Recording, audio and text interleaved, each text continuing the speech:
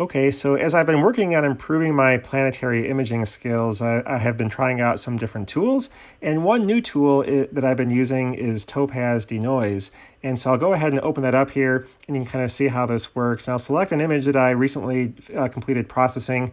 And this was done in the usual way, taking the data from the camera, running it through PIB to produce an AVI file, which I then put through Auto Stacker to stack.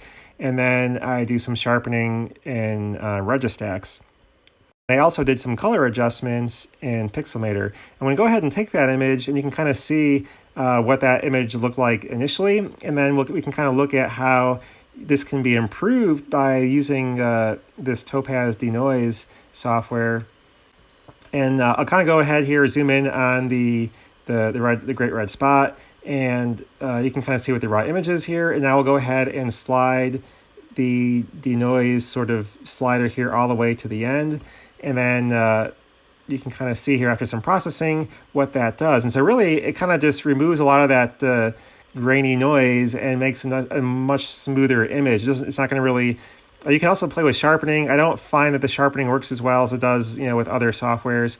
Really, I think the removing the noise is really where the key is here. So you can kind of toggle back and forth here and see the original plus after having the noise removed. And so there's a definite improvement in terms of the overall aesthetics, at least.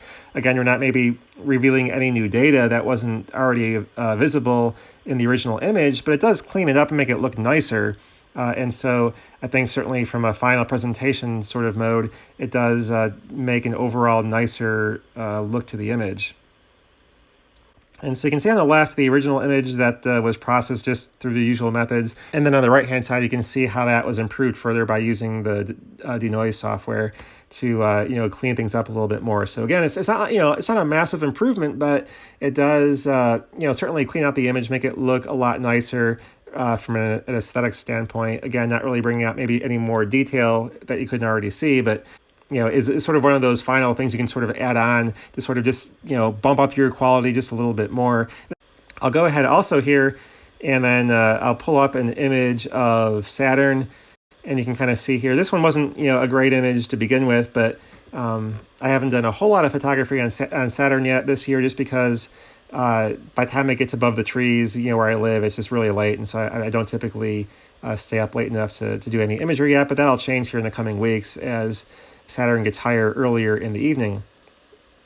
But anyway, so here's sort of the same process using Saturn, and you can kind of see these side by side.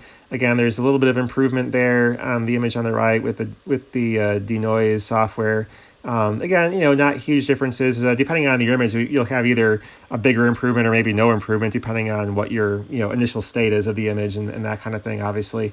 But in general, it does what it says, is it removes noise from the images and kind of cleans up your image and makes it look a little bit nicer overall.